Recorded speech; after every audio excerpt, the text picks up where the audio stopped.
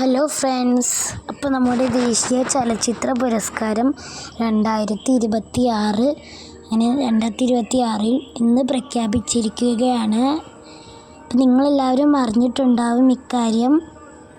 അപ്പോൾ നമ്മൾ ഇന്നത്തെ വീഡിയോയിൽ നോക്കുന്നത് മികച്ച നടൻ ആരാണ്, മികച്ച നടി ആരാണ് എന്നൊക്കെയാണ്. അപ്പോൾ നിങ്ങൾ എൻ്റെ ചാനൽ ആദ്യമായിട്ടാണ് കാണുന്നതെങ്കിൽ ലൈക്ക് ചെയ്യുക, സബ്സ്ക്രൈബ് ചെയ്യുക. അപ്പോൾ നമുക്ക് നിങ്ങളുടെ ഫ്രണ്ട്സിനൊക്കെ ഷെയർ ചെയ്ത് പരിചയപ്പെടാം. പിന്നെ അതുമായി ബന്ധപ്പെട്ട് കൂടുതൽ അറിവുകളും നേടാം. അപ്പോൾ നമ്മുടെ എത്രാമത്തെ ചലച്ചിത്ര പുരസ്കാരമാണ് 2026 പ്രഖ്യാപിച്ചത് എന്ന് ചോദിച്ചാൽ 72ആണ്. 72ാമത്തെ പ്രാവശ്യമാണ് ദേശീയ ചലച്ചിത്ര പുരസ്കാരം പ്രഖ്യാപിക്കുന്നത് 2026. അപ്പോൾ മികച്ച നടൻ ആരാണെന്ന ചോദ്യത്തിന് നമ്മളുടെ ഉത്തരം നമ്മുടെ സ്വന്തം മമ്മൂട്ടിയാണ്. സംസ്ഥാന ചലച്ചിത്ര പുരസ്കാരത്തിലും പത്മഭൂഷണിലുമൊക്കെ അവാർഡുകൾ നേടിയിട്ടുള്ള നമ്മുടെ സ്വന്തം മമ്മൂക്കയാണ് കേട്ടോ. പ്രാവശ്യം ഒരാൾക്ക് മാത്രമല്ല, വേറെ ഒരാൾക്കും കൂടി ഉണ്ട്. അതാണ് നമ്മുടെ കാർത്തിക് ആര്യനാണ്. കാർത്തിക് ആര്യൻ മികച്ച നടനാണ്, രണ്ടാമത്തേത്. അപ്പോൾ മമ്മൂട്ടിക്ക് ആകെ എത്ര ദേശീയ അവാർഡ് ലഭിച്ചിട്ടുണ്ട് എന്ന ചോദ്യത്തിന് 4 എന്നാണ് ഉത്തരം വരുന്നത്. മമ്മൂട്ടിക്ക് ആകെ 4 ദേശീയ അവാർഡാണ് ലഭിച്ചിട്ടുള്ളത്. പിന്നെ നമ്മൾ നോക്കുന്നത് മികച്ച ഛായാഗ്രഹണമാണ്. ആ അവാർഡ് ലഭിച്ചിട്ടുള്ളത് ഷഹ്നാദ് ജലാൽ എന്ന വ്യക്തിക്കാണ്. അദ്ദേഹത്തിന് ബ്രഹ്മയുഗം എന്ന സിനിമയ്ക്കാണ് ലഭിച്ചിട്ടുള്ളത്. അപ്പോൾ നമ്മൾ അടുത്തത് നോക്കുന്നത് മികച്ച നടിയാണ് യാമി ഗൗതം. ഇപ്പോൾ മികച്ച നടിക്കുള്ള പുരസ്കാരം ലഭിച്ചത് യാമി ഗൗതമിനാണ്. ചിത്രം ആർട്ടിക്കിൾ 370 ആണ്. ആർട്ടിക്കിൾ 370. അപ്പോൾ നമ്മൾ അടുത്തതായി പരിചയപ്പെടുന്നത് മമ്മൂട്ടിക്ക് ദേശീയ അവാർഡ് നേടിക്കൊടുത്ത സിനിമകളാണ്. അപ്പോൾ ആദ്യമായി ലഭിച്ചത് 1989 അതാണ് മതിലുകൾ. പിന്നെ ഒരു വടക്കൻ വീരഗാഥ. 1989 ലഭിച്ചത് മതിലുകൾ, പിന്നെ ഒരു വടക്കൻ വീരഗാഥ. പിന്നെ 1993 ലഭിച്ചതും 2 സിനിമയ്ക്കാണ്. അതാണ് പൊന്തൻമാട, ഒന്നാമത്തേതാണ് പൊന്തൻമാട. പിന്നെ വിധേയൻ. ഈ 2 സിനിമയ്ക്കാണ് കേട്ടോ 1993 ലഭിച്ചത്. ഇനി അടുത്തതായി നമ്മൾ നോക്കുന്നത് 1998 അതാണ് സിനിമയുടെ പേരാണ് ഡോക്ടർ ബാബാ സാഹിബ് അംബേദ്കർ. ഇതാണ് ഡോക്ടർ ബാബാ സാഹിബ് അംബേദ്കർ. നമ്മൾ 3 എണ്ണമാണ് പരിചയപ്പെട്ടത്. ഇനി 2024 ബ്രഹ്മയുഗം. 2024 ബ്രഹ്മയുഗത്തിന് ലഭിച്ചിട്ടുണ്ട്.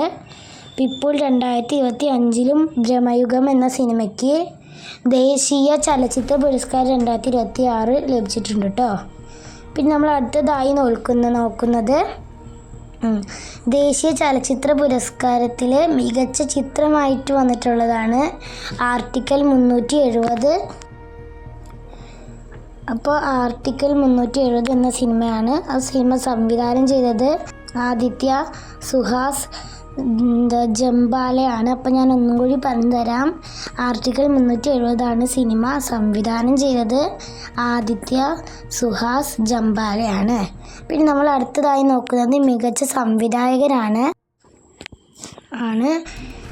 അപ്പോൾ മികച്ച സംവിധായകൻ രാജ്കുമാർ പെരിയസ്വാമിയാണ്. അമരൻ സിനിമയിലേക്കാണ് ലഭിച്ചത്. അപ്പോൾ രാജ്കുമാർ പെരിയസ്വാമിയൊക്കെയാണ് അമരൻ സിനിമയിലെ വ്യക്തിക്കാണ് ലഭിച്ചത്.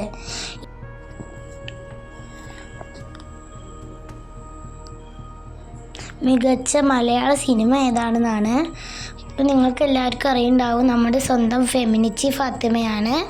ഇനി അടുത്തതായി നമ്മൾ നോക്കുന്നത് ഈ സിനിമ സംവിധാനം ചെയ്ത ആളെയാണ്. ഇത് ഫാസിൽ മുഹമ്മദ്. ഇനി അടുത്തത്